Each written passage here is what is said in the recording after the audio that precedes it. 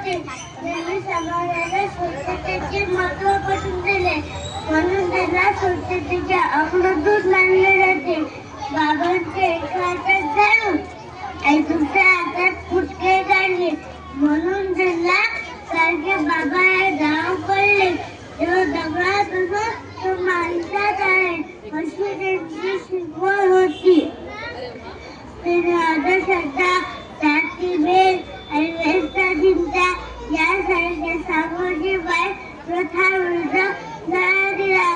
ते आपल्या कीर्तनातून लोकांना शिका आणि संघटित व्हा असा संदेश देत होता. त्यांनी स्वतःसाठी घर न बांधता गोरगरिबांसाठी शाळा, धर्मशाळा